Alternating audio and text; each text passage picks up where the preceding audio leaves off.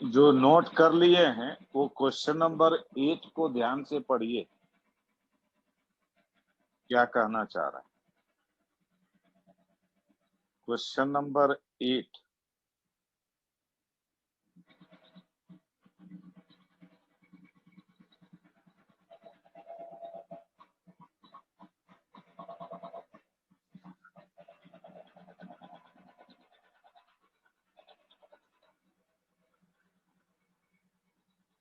अरे गधा जैसा पूछ रहा है, टॉर्क ऑफ टेंशन बार बार पूछे जा रहा है और जरा सा भी दिमाग नहीं लगा रहा है।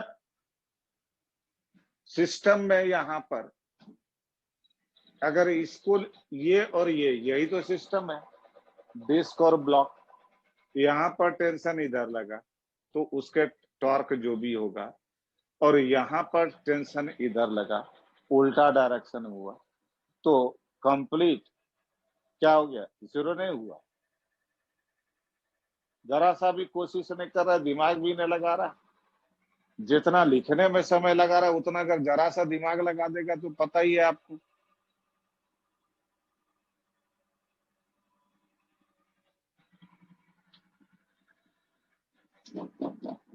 Question number 8। अगर मान लो इस ब्लॉक को अलग कंसीडर करते हैं, इसको अलग कंसीडर करते हैं, तब भी क्वेश्चन बन जाएगा इंपल्स लगा करके, लेकिन उसमें गलती होने का चांस है। इसलिए बेस्ट तरीका यही है, एक्सटर्नल टॉर्क सिर्फ यही, फोर्स यही है, और इसी के अबाउट अगर हम टॉर्क, ये टॉर्क ले लिए, इसी पर एक्सिस कंसीडर कर लिए, तो पूरे सिस्टम पर कोई एक्सटर्नल टॉर्क तो लगा नहीं, इसलिए इसके about angular momentum will remain conserve, और वही तो लगाए हैं।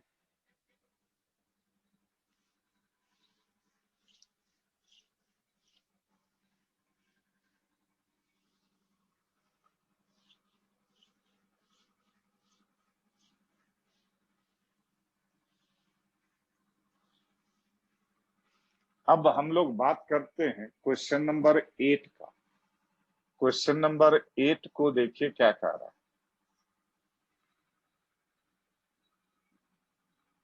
8 को ध्यान से पढ़िए, क्योंकि हमको लगता है कि ये क्वेश्चन आईआईटी एडवांस में पूछना चाहिए, नहीं पूछा है अभी तक।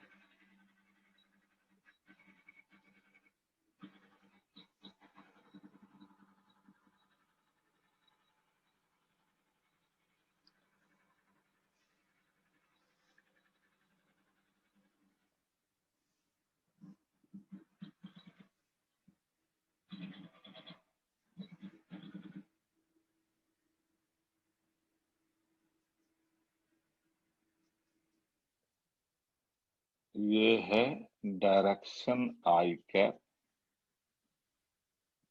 ये डायरेक्शन है जे कैप, और यहाँ पर वेलोसिटी इसी जे कैप के पैरेलल है, एंड दिस इज वी, और ये है के कैप,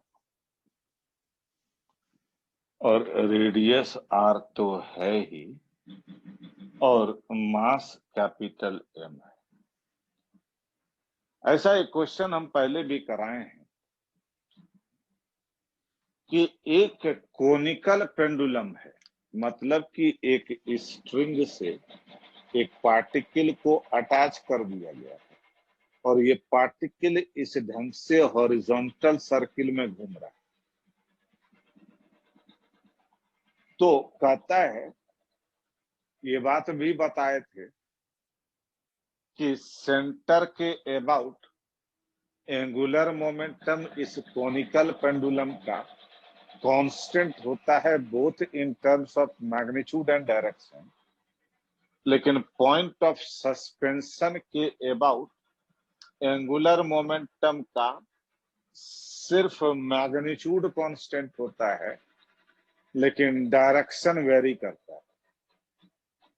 वो तो थ्योरेटिकल बात था, लेकिन अब यहां पर कह रहा है कि इस O के अबाउट जो एंगुलर मोमेंटम है उसका आप वेक्टर फॉर्म में वैल्यू बताइए।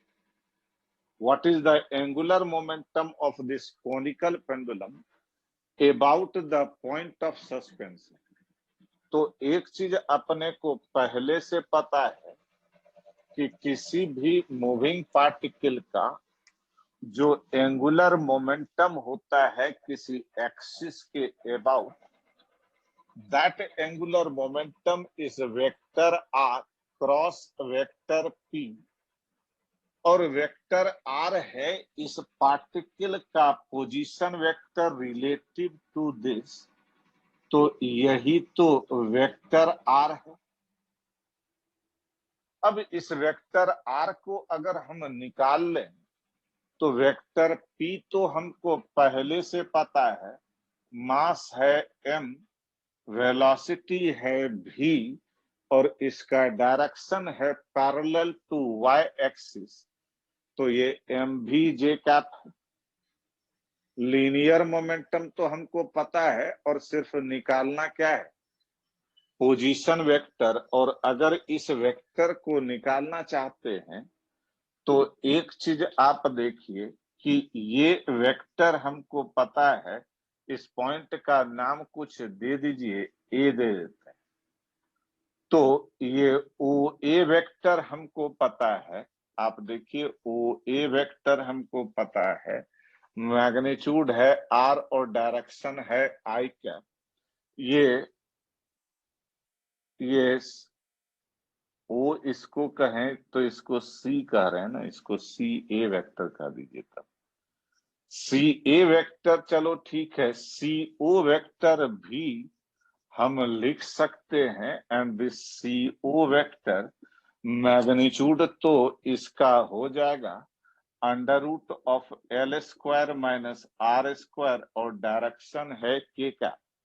लेकिन हमको तो इसको निकालना है, तो हम क्या देख रहे हैं, this vector plus this vector equal to this vector. तो ट्रायंगल सी ए ओ को अगर कंसीडर करें तो C O vector plus O A vector is equal to C A vector. ध्यान दीजिएगा, C O vector plus this vector C O A vector equal to this vector by applying triangle law of vector addition.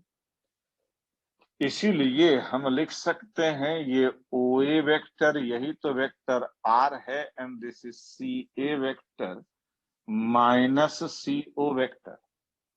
और C A vector हमको पता है, this is are आई का, और सी O vector हो जाएगा under root of L square minus R square K का। तो वेक्टर आर भी पता, वेक्टर पी भी पता, इसलिए ओ के अबाउट अगर एंगुलर मोमेंटम लिखना चाहते हैं तो vector R cross vector P, और आर को पहले लिख लेते हैं, this is capital R I cap minus under root L square minus R square K cap cross vector P, and this is M V J cap,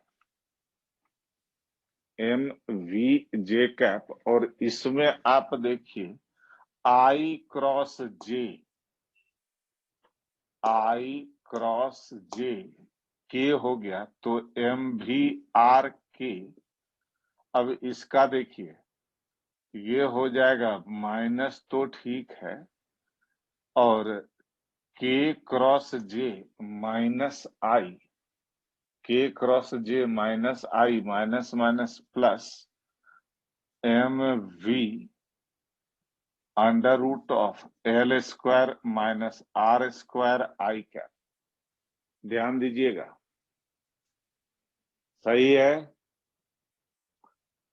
अब ये angular momentum vector form में आ गया है।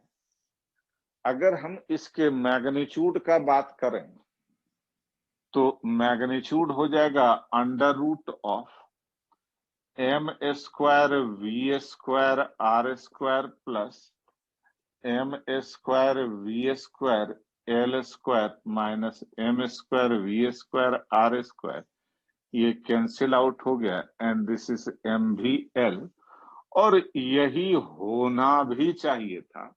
क्यों होना चाहिए था उसको आप देखिए कि ये कॉनिकल पेंडुलम है, ऐसे घूम रहा है, यहां पर है, तो this is line of linear momentum M भी है, और इसके अबाउट हम एंगुलर मोमेंटम की बात कर रहे हैं।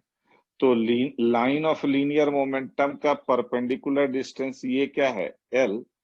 तो angular momentum about point of suspension क्या हो जाएगा, एम भी इंटू परपेंडिकुलर डिस्टेंस एल। तो मैग्नीट्यूड वाइज तो एम भी एल हो गया, लेकिन अगर इसी को वेक्टर फॉर्म में लिखना है तो ये पूरा एक्सप्रेशन लिखना पड़ेगा। समझ में आया?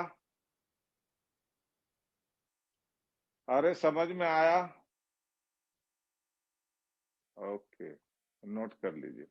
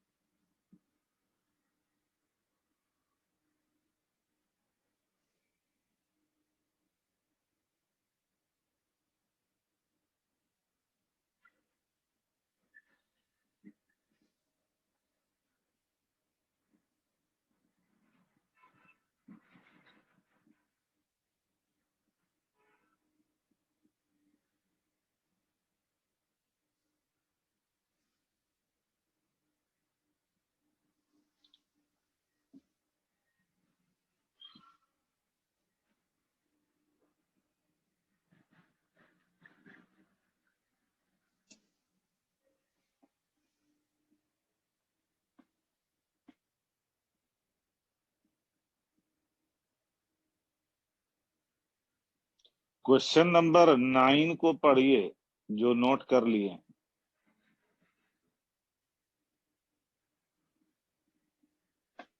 Question number 9।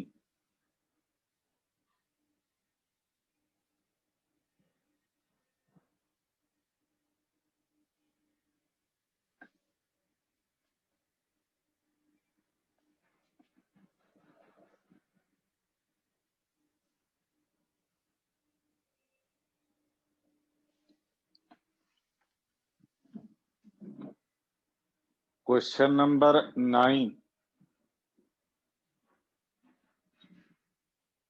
क्या कह रहा है उसको देखिए।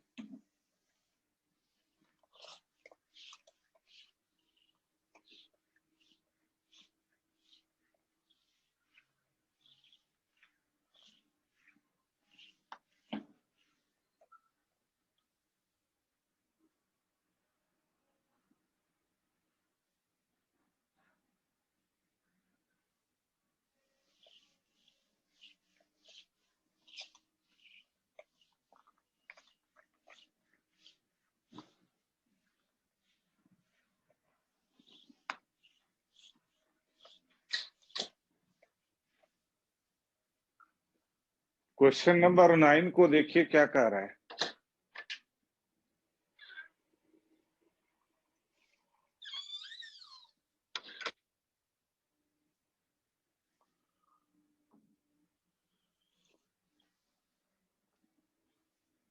इसमें एक रॉड है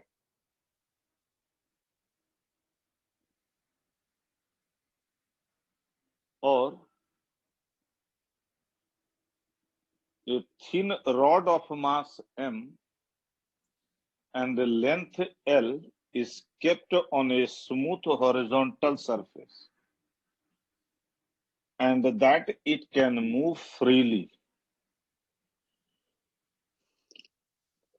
ऑब्वियस है कि स्मूथ हॉरिजॉन्टल सरफेस पर रखा है तो इसका मोशन तो फ्री मोशन ही होगा, चाहे आप ट्रांसलेटरी मोशन का बात कीजिए या रोटेशनल मोशन का बात कीजिए।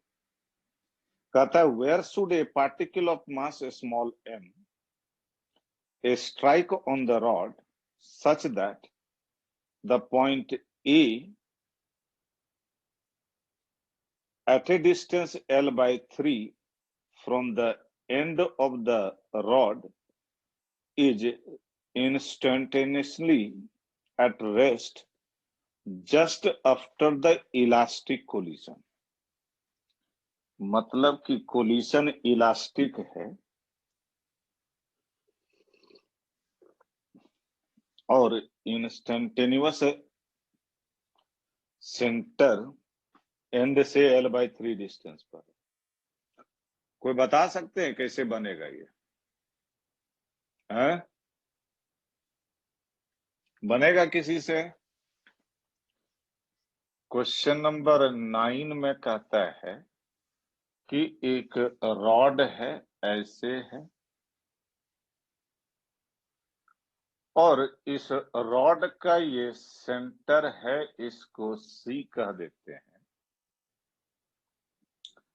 और रॉड के सेंटर से x डिस्टेंस पर एक पार्टिकल इस ढंग से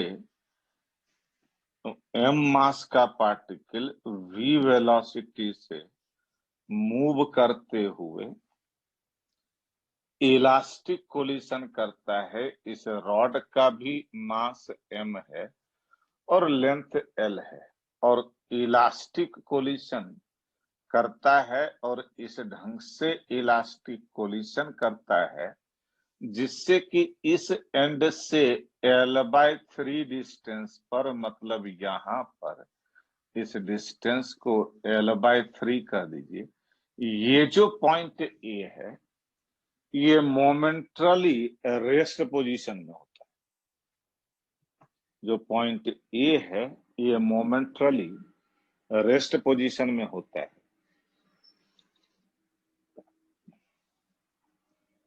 कोई कुछ बोलना चाह रहा है? पॉइंट के अबाउट एंगुलर मोमेंटम है, क्या लिख रहा है? पॉइंट के अबाउट एंगुलर मोमेंटम कंजर्व रहेगा, मोमेंटम कंजर्व रहेगा। हाँ वो बात तो सही बात बोल रहा। तो चूंकि ये पूरा जो प्रोसेस हो रहा है, एक पार्टिकल रॉड से कोलाइड करता है, तो हम लोग ऑलरेडी इस पर बात किए हैं कि अगर कोई पार्टिकल रॉड से इस ढंग से हॉरिजॉन्टल सरफेस पर अगर कोलाइड करता है, तो ऐसे क्वेश्चंस को सॉल्व करना एक 4 स्टेप प्रोसेस होता है। उससे कुछ लिख रहा है, pseudo force centre of rotation, खुद से कुछ लिख रहा है। तो ऐसे क्वेश्चंस को सॉल्व करना एक 4 स्टेप प्रोसेस होता है। उसमें पहला स्टेप होता है एनालिसिस ऑफ कोलिजन प्रोसेस। अगर कोलिजन प्रोसेस का एनालिसिस करें तो ये पार्टिकल रॉड से इलास्टिक कोलिजन करता है, और इलास्टिक कोलिजन चूंकि पार्टिकल करता है तो कोलिजन के बाद इस रॉड के वेलोसिटी को कुछ भी v1 का देते हैं। अब ये पार्टिकल या तो सेम डायरेक्शन में मोशन कर सकता है या अपोजिट डायरेक्शन में भी मोशन कर सकता है। हमको नहीं पता कि किस डायरेक्शन में मोशन कर रहा है, and let this velocity is v2। एक चीज आप सोच रहे होंगे बहुत सारे लोग कि यहाँ पर तो पार्टिकल का जो मास है वही रॉड का मास है, और पार्टिकल रॉड से इलास्टिक कोलिजन करता है, तो जब भी एक पार्टिकल दूसरे पार्टिकल से, सिमिलर पार्टिकल से इलास्टिक कोलिजन करता है, तो वेलोसिटी एक्सचेंज हो जाता है। तो बिल्कुल सही बात है अनादि, यहां पर ये होगा नहीं, क्योंकि ये तभी होता है जब कोलिजन हेड ऑन हो। और हेड ऑन कोलिजन किसको कहते हैं? ऐसा कोलिजन जिसमें कि जो लाइन ऑफ इंपैक्ट है that should be directed along the line joining the centres of the two colliding bodies. यहां पर ये लाइन ऑफ इंपैक्ट तो ये है, लेकिन बॉडी का, रॉड का सेंटर ये है, पार्टिकल का सेंटर ये है, तो ये लाइन ज्वाइनिंग द सेंटर्स ये है, जबकि लाइन ऑफ इंपैक्ट ये है। इसलिए चूंकि यहां पर ये कोलिजन हेड ऑन नहीं है, क्योंकि कोलिजन हेड ऑन नहीं है, इसलिए यहां पर एक्सचेंज ऑफ वेलोसिटी की बात नहीं कर सकते। लेकिन चूंकि एनालिसिस ऑफ कोलिजन प्रोसेस करना है, हमको ये नहीं पता कि पार्टिकल ये कोलिजन के बाद किधर जा रहा है, ये हमको नहीं पता। मान लेते हैं इधर ही जा रहा है। ज्यादा क्या होगा कि अगर v2 निगेटिव आ गया तो मतलब जिधर माने थे उसके अपोजिट डायरेक्शन में मोशन हो रहा है, वैल्यू में तो कोई अंतर आएगा नहीं। दूसरा बात ये भी कि जो सेकंड स्टेप था वो क्या था? Conservation of linear momentum apply करना। और अगर हम conservation of linear momentum apply करें तो इनिशियल मोमेंटम है mv और फाइनल मोमेंटम है पार्टिकल का mv2 और रॉड का mv1। इसलिए v equal to v1 plus v2, ये इक्वेशन 1। थर्ड स्टेप है conservation of angular momentum apply करना। हालांकि कंजर्वेशन ऑफ एंगुलर मोमेंटम हम किसी भी एक्सिस के अबाउट अप्लाई कर सकते हैं, लेकिन अप्लाई किसके अबाउट करते हैं? About the centre of mass of the body. किसके अबाउट अप्लाई करते हैं? About the centre of mass of the body. तो नेचुरल है कि हम इस सी के अबाउट अगर conservation of angular momentum apply करें तो initial angular momentum is equal to final angular momentum, और इनिशियल एंगुलर मोमेंटम क्या हो जाएगा भाई? तो ये हो जाएगा mvx, फाइनल में mv2x प्लस आई ओमेगा, क्योंकि इसी के अबाउट अगर कंसीडर कर रहे हैं तो इसके ट्रांसलेटरी मोशन के कारण इसके अबाउट एंगुलर मोमेंटम 0 है, तो जो भी एंगुलर मोमेंटम है वो रोटेशनल मोशन के कारण है, and that is I omega. और इसी को लिख सकते हैं mv1x माइनस mv2x, और यहां पर आप देखिए आई इसके about, this is ml² / 12 into omega, और यहां पर आप देखिए m x v minus v2 equal to ml² omega by 12, m तो हटा ही दीजिए, और v माइनस v2 क्या हो गया? v1 के बराबर, इसलिए v1x is equal to omega l² by 12, ये इक्वेशन 2, और यहां पर लिख देते हैं फ्रॉम 1। अब बात एक चीज और भी है, और वो ये कि ये जो पॉइंट है ये इंस्टेंटेनियस सेंटर के तरह काम करे, और ये कैसे काम करेगा?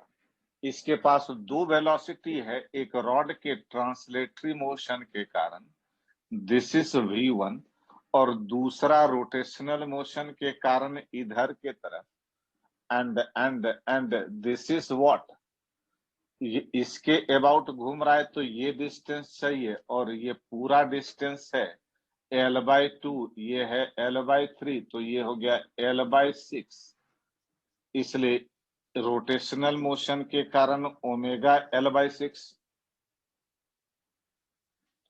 इसलिए यहां पर लिख सकते हैं the point A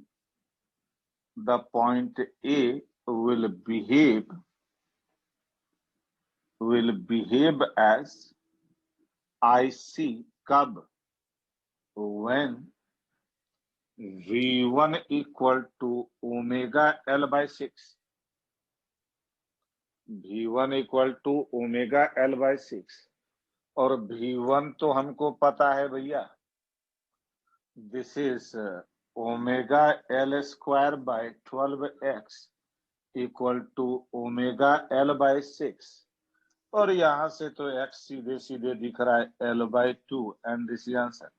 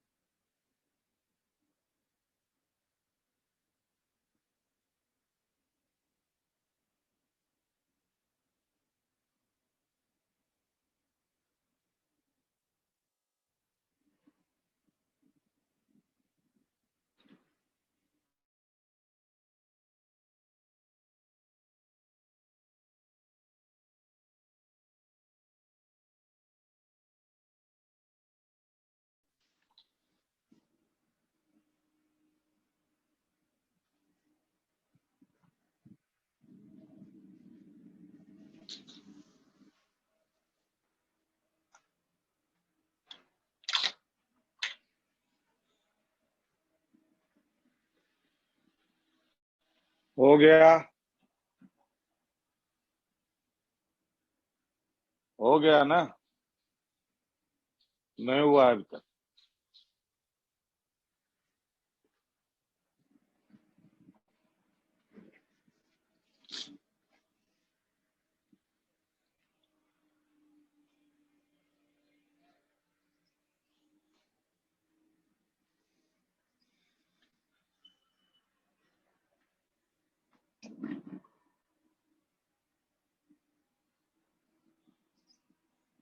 Last, the point A will behave as IC.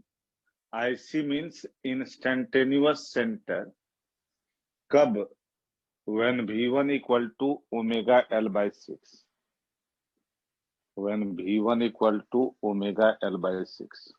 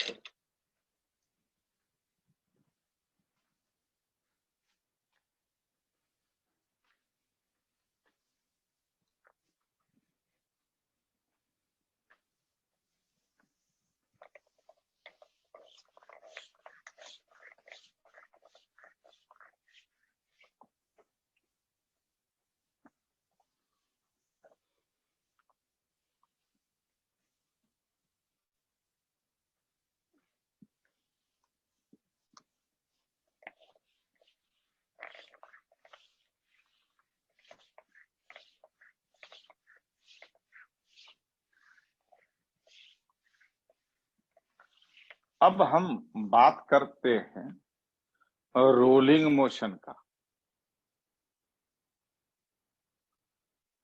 अब हम बात करते हैं रोलिंग मोशन का।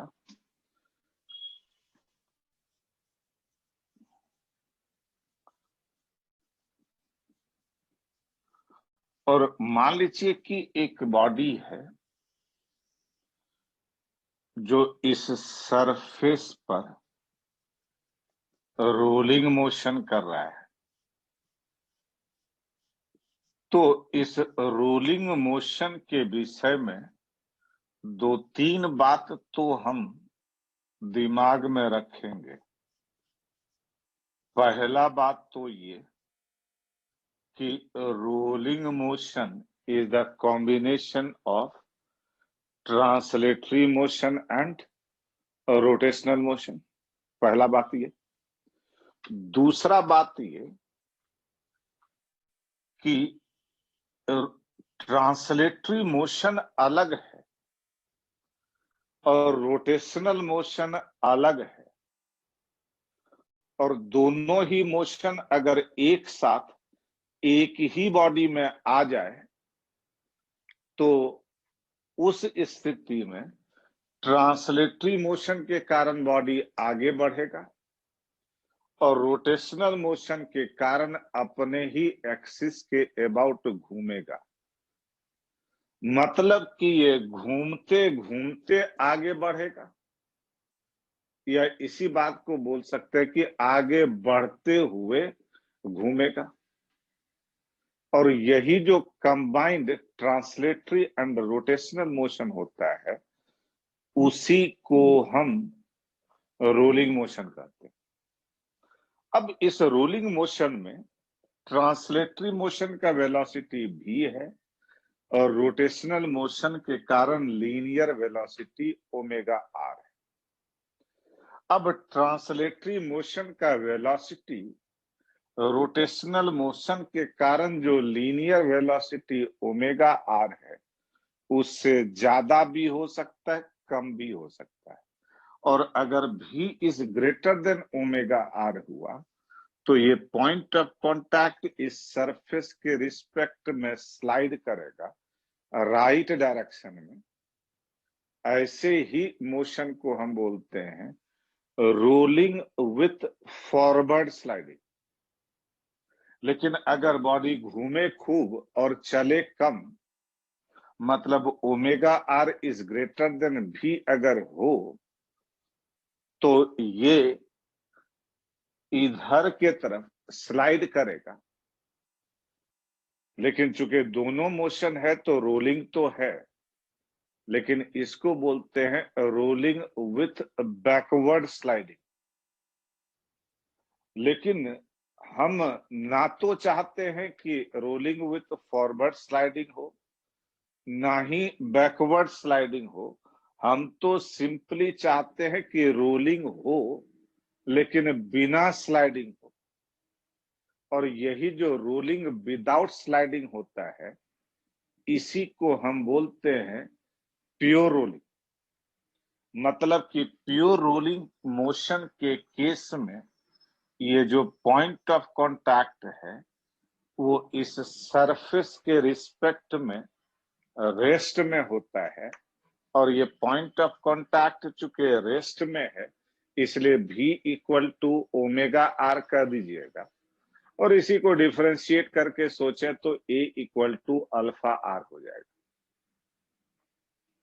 लेकिन बात एक चीज ये है कि अगर रोलिंग विदाउट स्लाइडिंग है तो फ्रिक्शनल फोर्स जो लगेगा वो स्टैटिक फ्रिक्शनल फोर्स लगेगा। मतलब कि प्योर रोलिंग जब भी होगा किसी बॉडी का तो पॉइंट ऑफ कांटेक्ट चूंकि सरफेस के रिस्पेक्ट में स्लाइड नहीं करता है, इसीलिए जो फ्रिक्शनल फोर्स लगता है वो स्टैटिक फ्रिक्शनल फोर्स लगता है। और दूसरी बात ये कि पॉइंट ऑफ कांटेक्ट चूंकि रेस्ट में है तो स्टैटिक फ्रिक्शनल फोर्स तो हुआ, लेकिन पॉइंट ऑफ कांटेक्ट चूंकि सरफेस के रिस्पेक्ट में स्लाइड नहीं कर रहा है, इसीलिए displacement of the point of contact zero हो गया। इसलिए work done by the frictional force zero है। इसका मतलब ये हुआ कि जब भी किसी बॉडी का मोशन प्योर रोलिंग मोशन होगा तो ऐसे स्थिति में एक्सटर्नल फोर्स जो कि फ्रिक्शनल फोर्स है वो तो लगेगा, और चूंकि एक्सटर्नल फोर्स लगता है तो मोमेंटम तो कंजर्व नहीं रहेगा। लेकिन चूंकि work done by this external frictional force zero है, इसलिए एनर्जी विल रिमेन कंजर्व। मतलब जब भी जहां भी प्योर रोलिंग मोशन होगा वहां पर एनर्जी कंजर्वेशन आप आराम से लगा सकते हैं। लेकिन अगर हम ग्राउंड के रिस्पेक्ट में सोचें तो फ्रिक्शन चाहे राइट लगे चाहे लेफ्ट लगे, ग्राउंड के रिस्पेक्ट में इस फ्रिक्शन का टॉर्क इस बॉडी पर क्या है, जीरो। चाहे ये रोलिंग विदाउट स्लाइडिंग हो या रोलिंग विथ स्लाइडिंग हो, दोनों ही स्थिति में फ्रिक्शनल फोर्स तो इसी सरफेस के एलोंग लगेगा। इसलिए ग्राउंड के रिस्पेक्ट में इस फ्रिक्शनल फोर्स का टॉर्क जीरो है। इसलिए there is no external torque acting on this body relative to the ground. इसलिए angular momentum of the rolling body will remain conserve, चाहे ये रोलिंग विथ स्लाइडिंग हो चाहे ये रोलिंग विदाउट स्लाइडिंग हो, दोनों ही स्थिति में angular momentum will remain conserve. अब बात एक चीज ये है, तो कंडीशन ऑफ प्योर रोलिंग क्या है? कंडीशन ऑफ प्योर रोलिंग आप बोल सकते हैं कि कंडीशन ऑफ प्योर रोलिंग क्या कहिएगा? Condition of pure rolling when the velocity of point of contact relative to the surface zero हो, या अगर आप एक्सेलरेशन के टर्म में सोचिएगा तो acceleration of point of contact relative to the surface zero हो, इसके आधार पर v equal to omega R और इसके आधार पर a equal to alpha R. ये है कंडीशन ऑफ प्योर रोलिंग। कब? जब ये सरफेस फिक्स्ड हो। लेकिन अगर हम इसी में एक क्वेश्चन का बात कहें कि ये एक बॉडी है, ये मान लीजिए कि सरफेस जो है ये फिक्स्ड नहीं है, बल्कि ये एक प्लैंक के ऊपर है ऐसे। और मान लीजिए कि ये जो बॉडी है ये इधर के तरफ कुछ भी कह दीजिए 4 मीटर पर सेकेंड स्क्वायर के एक्सेलरेशन से मूव कर रहा है, और ये मान लीजिए इधर के तरफ 6 मीटर पर सेकेंड स्क्वायर के एक्सेलरेशन से मूव कर रहा है, रेडियस 10 सेंटीमीटर कह देते हैं। तो हमसे ये पूछ सकता है कि अल्फा का क्या वैल्यू हो जिससे कि इस बॉडी का जो मोशन हो वो प्योर रोलिंग। तो प्योर रोलिंग मोशन होने के लिए ये जरूरी है कि the acceleration of point of contact relative to the surface zero हो, मतलब acceleration of point of contact minus acceleration of surface zero है। इसलिए acceleration of point of contact equal to acceleration of surface. और इस point of contact के पास दो acceleration, एक translatory motion का एक्सेलरेशन इधर और रोटेशनल मोशन के कारण टेंजेंशियल एक्सेलरेशन इधर, और ये सरफेस का भी एक्सेलरेशन इधर। तो राइट डायरेक्शन में अगर पॉजिटिव माने तो ट्रांसलेटरी मोशन वाला -4 और रोटेशनल मोशन वाला प्लस अल्फा आर, और इसी डायरेक्शन में ये है तो आप कह सकते हैं alpha R equal to 10। Alpha 10, R है 0.1 मतलब 100 रेडियन पर सेकेंड स्क्वायर के एक्सेलरेशन से अगर ये बॉडी रोल करे तो इसका मोशन इस प्लैंक पर एक प्योर रोलिंग मोशन होगा। अब बात एक और भी है कि अगर मान लीजिए हम बात करते हैं कि बॉडी का मोशन प्योर रोलिंग है इस सरफेस पर, और यहाँ पर मान लीजिए एक पॉइंट कंसीडर करते हैं जो 30 डिग्री पर है, और इसके वेलोसिटी को हम कुछ भी कह देते हैं। तो इस पॉइंट का जो कि r/2 डिस्टेंस पर है, इस पॉइंट का हमको वेलोसिटी चाहिए। What is the velocity of the point P? जबकि मोशन जो है वो प्योर रोलिंग है, तो चूंकि सरफेस फिक्स्ड है तो प्योर रोलिंग मोशन के केस में v equal to omega R, पहला बात। दूसरा बात ये कि इस पॉइंट के विषय में अगर सोचें तो ट्रांसलेटरी मोशन का वेलोसिटी भी है, और ये पॉइंट इस ढंग से इस सर्कल के ये स्मॉल आर रेडियस के सर्कुलर पाथ में घूमता नजर आएगा। और ये एंगल अगर 30 है, ये 60 है, ये 30 है, तो ये एंगल कितना हो गया? 60 डिग्री। और इस पॉइंट P का जो वेलोसिटी होगा ये दोनों वेलोसिटी का रिजल्टेंट होगा।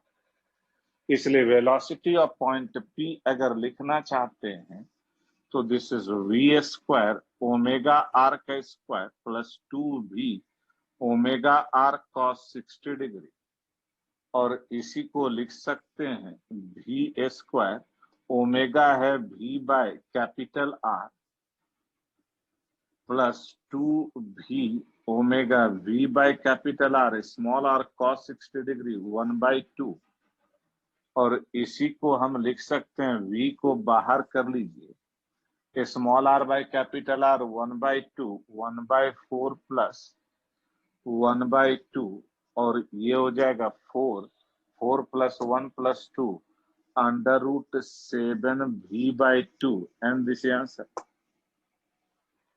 समझ में आया? ओके, नोट कर लीजिए।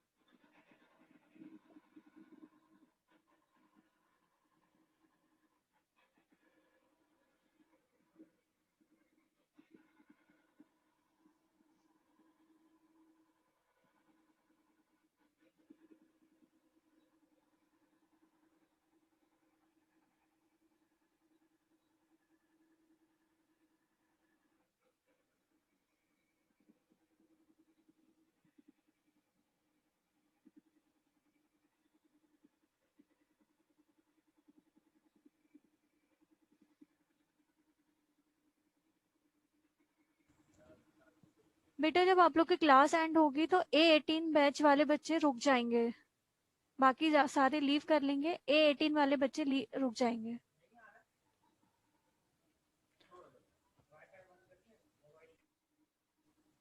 बेटा क्लियर है तो रेजेंट कर दीजिए।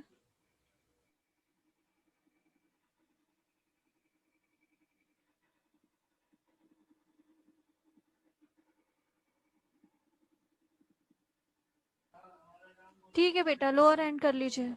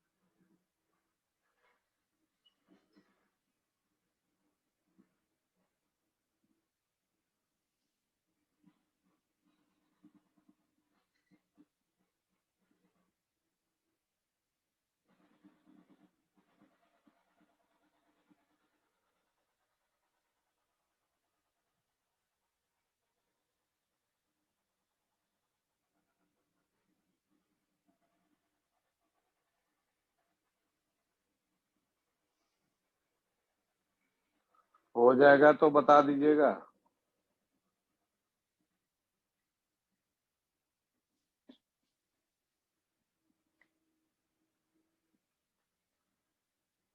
नमन हो गया? 2 मिनट, ठीक है।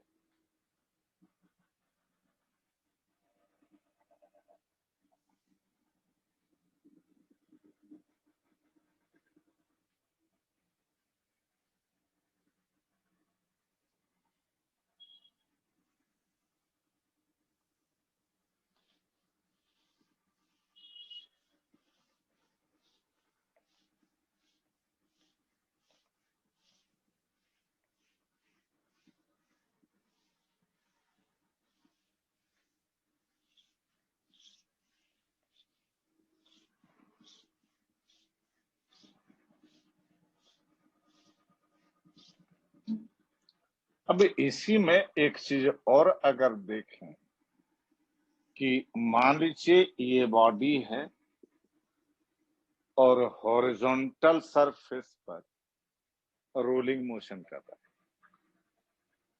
तो ये बात अपने को पता है कि rolling motion is the combination of translatory motion and rotational motion. अगर ट्रांसलेटरी मोशन के हिसाब से सोचें तो इस बॉडी के हर एक पार्टिकल्स का, चाहे इसका बात कीजिए, चाहे इसका बात कीजिए, चाहे इसका बात कीजिए, इस बॉडी के हर एक पार्टिकल्स का सेम डायरेक्शन में सेम एक्सेलरेशन है, एंड दिस इज ए, और ये ए है ट्रांसलेटरी मोशन का एक्सेलरेशन। अगर हम रोटेशनल मोशन के हिसाब से सोचें तो हम अगर इस सेंटर पर बैठ करके किसी भी बॉडी के किसी भी पार्टिकल को अगर देखें तो वो पार्टिकल इस ढंग से सर्कुलर पाथ में घूमता हुआ नजर आएगा। लेकिन किसका क्या रेडियस होगा ये तो इस बात पर डिपेंड करेगा कि हम किस पार्टिकल के विषय में बात कर रहे हैं। लेकिन हर पार्टिकल डिफरेंट रेडियस के सर्कुलर पाथ में घूमता हुआ नजर आएगा। और ये बात भी हम जानते हैं कि अगर कोई पार्टिकल सर्कुलर पाथ में घूमता है तो उस बॉडी के अगर कोई पार्टिकल सर्कुलर पाथ में घूमता है तो उस पार्टिकल के पास दो एक्सेलरेशन होता है। One of the acceleration is directed towards centre, जिसको हम सेंट्रिपिटल एक्सेलरेशन कहते हैं, and other acceleration is directed in the direction of tangent, जिसको हम टेंजेंशियल एक्सेलरेशन कहते हैं। इसीलिए यहां पर अगर हम इस पार्टिकल के विषय में सोचें तो सेंट्रिपिटल एक्सेलरेशन इधर और टेंजेंशियल एक्सेलरेशन इधर, इसके विषय में सोचें तो सेंट्रिपिटल एक्सेलरेशन इधर, टेंजेंशियल एक्सेलरेशन इधर, इसके विषय में सोचें तो सेंट्रिपिटल एक्सेलरेशन इधर और टेंजेंशियल एक्सेलरेशन इधर। वैसे ही सब पार्टिकल के विषय में बोल सकते हैं। मतलब जब कोई बॉडी रोलिंग मोशन करता है तो उस रोलिंग बॉडी के हर एक पार्टिकल्स के पास एक नहीं, दो नहीं, बल्कि तीन एक्सेलरेशन होता है। एक एक्सेलरेशन ट्रांसलेटरी मोशन के कारण और दो एक्सेलरेशन रोटेशनल मोशन के कारण। इसलिए किसी भी पार्टिकल के टोटल एक्सेलरेशन का अगर बात करें, और मान लीजिए इस पॉइंट का बात करें, इसका नाम ए दे दीजिए, तो total acceleration of the point ए हो जाएगा ट्रांसलेटरी मोशन का एक्सेलरेशन प्लस रोटेशनल मोशन के एक्सेलरेशन का वेक्टर सम। और ये तो